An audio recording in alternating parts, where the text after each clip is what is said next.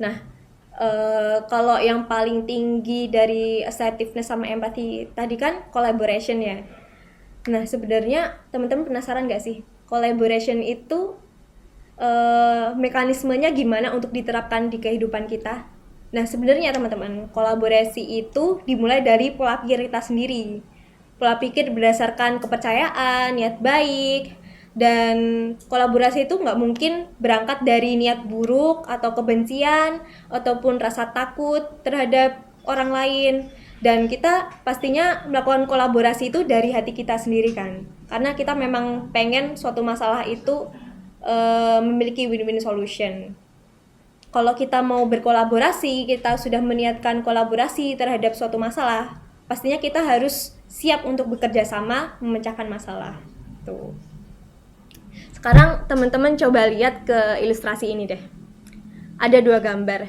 Gambar yang pertama nih, ada dua kuda yang terikat. Mereka tuh saling terikat satu sama lain ya, dengan tali. Nah, kuda pertama nih pengen makan rumput di sebelah kiri, terus kuda kedua itu pengen makan rumput di sebelah kanan. Mereka sama-sama pengen makan saat itu juga tuh. Akhirnya mereka tarik-tarikan kan. Yang satu naik ke kiri, yang satu narik ke kanan. Nah, akhirnya karena talinya itu nggak muat buat mencapai kedua sisi, mereka jadi nggak bisa makan rumput gitu. Yang ada mereka ya udah gini terus tarik-tarikan aja terus sampai kelaparan gitu. Nah, ini tuh menggambarkan situasi ketika kita itu menerapkan persaingan dengan style komunikasi dominator. Coba deh kalau misalkan kuda-kuda ini menerapkan kerjasama sebagai avoider, akomodator, ataupun kolaborator. Semisal ini, yang satunya adalah dominator, yang satunya akomodator. Mereka pasti akan bisa mencapai tujuan tersebut gitu. Bahkan mereka bisa ke tujuan lainnya dengan cara bekerja sama, dengan cara berkolaborasi gitu. Nah, gimana sih caranya agar bisa berkolaborasi sebenarnya? Kalau di kehidupan kita, dialog ya teman-teman. Bukan dialog gue udah dicoret. Dialog adalah kunci sebuah kolaborasi.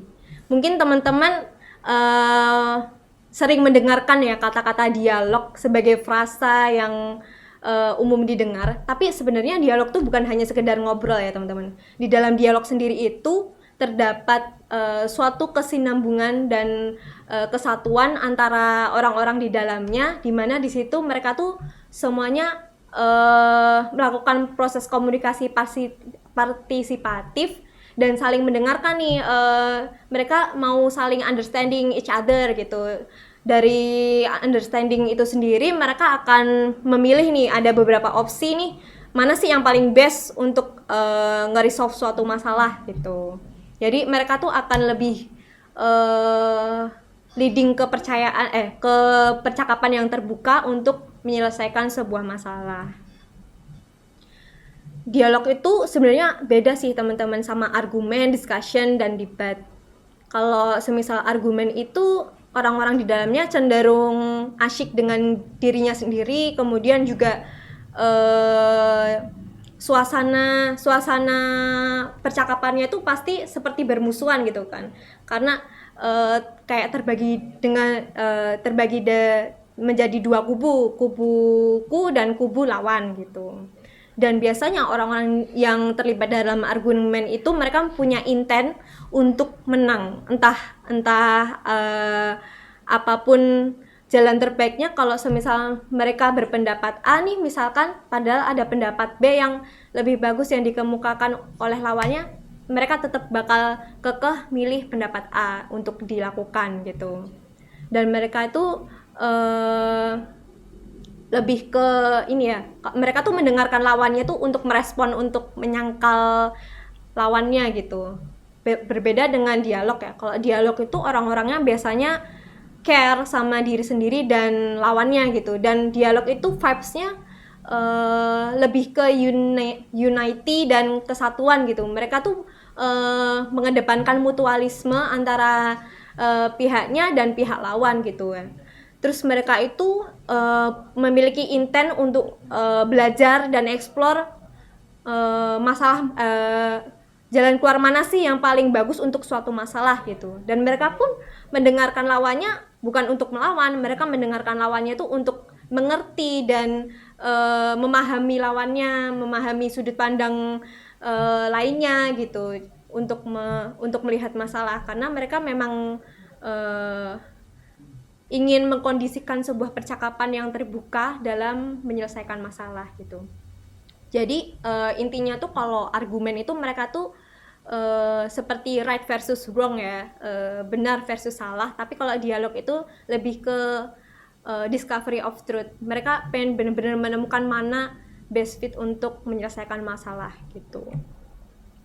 Waktunya dongeng teman-teman. Tadi kan kita udah belajar ya tentang style komunikasi sama pattern komunikasi ya. Jangan tidur ya teman-teman walaupun aku kasih dongeng. Oke. Pada suatu hari ada seseorang namanya Kenzo. Thanks to Mbak Dena sama Mbak Gea karena ngasih ide namanya Kenzo. Nanti ada lagi namanya pemeran lainnya. Nah, si Kenzo ini barusan diangkat menjadi supervisor di sebuah perusahaan nih. Barusan banget. Dia itu saat diangkat menjadi seorang supervisor, dia disupport sama temen-temen sepantarannya tuh. Mereka pada ngasih selamat ya Kenzo, udah jadi supervisor sekarang gitu. Nah, 2 minggu setelah pengangkatan si Kenzo ini jadi supervisor, semuanya tuh berjalan lancar, semua seperti nggak ada masalah lah. Sampai pada tiba suatu hari, si Kenzo ini ketemu temen sepantarannya dulu, namanya Dimas gitu. Ini ide namanya dari Mbak Gea ya, kalau yang ini. Dia ketemu sama temennya yang namanya Dimas. Nah, si Dimas ini ketahuan lagi santai-santai nih, padahal belum waktu makan siang, belum waktu istirahat. Datanglah si Kenzo, negur si Dimas. Dimas, kok kamu santai-santai aja sih? Ini kan belum jam istirahat gitu kan. Dia negur tuh. Terus si Dimas kaget. Kenzo, kok kamu kayak gitu sih? Kan kita dulu temen. Kok kamu keras banget ke aku mentang-mentang udah jadi supervisor? Terus si Kenzo bilang kayak gini, lah sekarang semuanya udah berbeda, kamu harus balik kerja sekarang juga atau enggak aku bakal bikin masalah gitu. Si Kenzo gituin si Dimas gitu. Akhirnya Dimas dengan pasrah dia balik ke meja kerjanya tanpa ngomong suatu kata apapun gitu.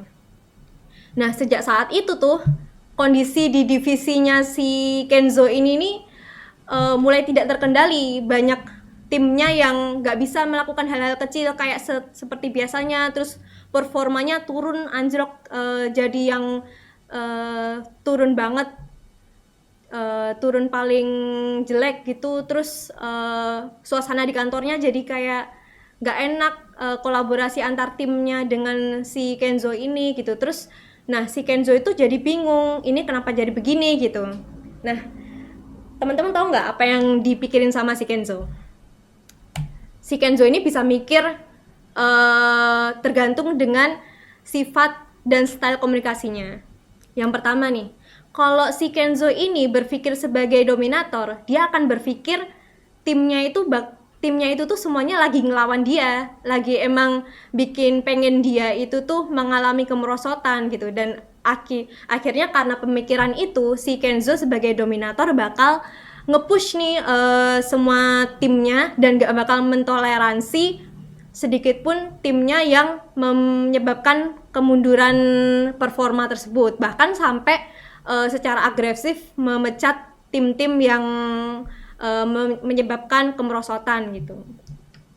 Terus kalau semisal si Kenzo ini berpikir sebagai akomodator, dia bakal flashback ya ke hari dimana dia negur si Dimas. Dia bakal menemui Dimas terus say sorry ke Dimas. Dimas, minta maaf ya kemarin tuh aku udah terlalu keras ke kamu gitu. Kayaknya aku nggak cocok deh jadi supervisor. Kayaknya aku cocoknya balik lagi ke posisiku yang dulu itu deh. Nah, kalau si Kenzo itu sebagai akomodator, dia bakal menyalahkan diri sendiri dan meragukan kemampuannya sebagai supervisor. Kemudian kalau si Kenzo ini berpikir sebagai avoider, dia bakal sangat santai teman-teman. Dia bakal berpikir, ah ini mah masalah biasa, karena kan baru ganti supervisor, pasti akan ada adjusting yang dilakukan, dan sehingga itu mempengaruhi performa divisi, dan dia bakal berpikir kalau masalah itu tuh bakal hilang sendirinya seiring berjalannya waktu, dan bakal performanya naik dengan sendirinya gitu. Nah pertanyaannya, si Kenzo ini mau mau bersikap seperti apa dalam menangani masalah tersebut gitu. Jadi teman-teman, keadaan yang lagi dialami si Kenzo ini tergambarkan dalam konflik model ini. Jadi si Kenzo itu dia ke-trigger sebuah situasi. Jadi triggernya itu adalah kemerosotan dari performa divisinya si Kenzo, dan karena situasi yang nge-trigger itu, dia jadi harus berpikir nih, dia itu tuh sebenarnya di divisinya tuh sedang ngapain gitu. Nah balik lagi nih, kalau dia bereaksi karena ketakutan, dia itu bakal balik lagi menjadi memiliki style komunikasi yang natural seperti avoider, dominator, dan akomodator. Akibatnya apa? Akibatnya dia merasa kayak perjalanan untuk mengembalikan keadaan tuh bakal penuh ketegangan, terus juga dia ada rasa mistrust ke timnya, dan juga dia lebih defensif, lebih reaktif terhadap hal-hal kecil yang mungkin akan terjadi di dalam proses tersebut. Dan bisa jadi di situ bakal ada perebutan kekuasaan tuh, perebutan kekuasaan untuk menilai siapa yang benar dan siapa yang salah gitu. Jadinya dia, si Kenzo ini sama timnya tuh bakal terjadi interaksi win-lose ya gitu. Dan kalau semisal nih dia itu memiliki kepercayaan, dia berangkat dari niat baik, pengen menyelesaikan masalah dengan baik, dia bakal meniatkan untuk berkolaborasi melalui dialog. Dia bakal manggil tuh tim-timnya, ayo sini kumpul, ayo kita bicarakan tentang performa divisi kita ini. Sebenarnya ada kendala apa sih? Sebenarnya ada masalah apa sih? Ataukah kalian ada yang kurang suka dengan kepemimpinanku gitu. Dia bakal ngajak ngobrol tuh sama timnya. Kalau dia berangkat dari situ, dia bakal dapat benefit secara emosional, dia bakal lebih tenang, terus juga dia itu bakal menumbuhkan niat-niat baik untuk menjalankan prosesnya dia dalam menaikkan performa divisinya juga, dan itu juga menyebabkan win-win interaction gitu antara si Kenzo sebagai supervisor dan timnya gitu. Nah kalau kayak gitu kan, kalau semisal si Kenzo ini memilih jalan collaboration through dialogue ya, dia bakalan mendapatkan feedback dari timnya, dan timnya tuh bakal bekerja lebih nyaman gitu di bawah kepemimpinan Kenzo gitu. Jadi di sini ada komunikasi dua arah, dan si Kenzo ini nggak sekedar pengen masalahnya selesai, nggak mau tahu gimana caranya, tapi dia juga bener-bener nyari ini sebenarnya akar masalahnya tuh ada di mana, dan dia juga bersama-sama dengan timnya mencari solusi yang terbaik untuk menyelesaikan masalah kemerosotan performa divisinya tersebut gitu teman-teman. Nah sekarang kalau teman-teman nih kalau teman-teman menemui suatu konflik, sekarang teman-teman mungkin bisa mempertanyakan ke diri kalian sendiri, apakah kalian itu tuh ada di posisi yang cocok untuk menjadi dominator kah, avoider kah, akomodator, atau kolaborator. Jadi memang perlu memposisikan diri secara tepat ya kalau dalam menghadapi konflik itu. Sebelum tamat, aku ada quotes nih. We cannot avoid conflict, but how we resolve it is in our control. Ya, hanya kalian sendiri yang bisa mengkontrol kalian mau jadi apa di dalam suatu konflik tersebut. Gitu.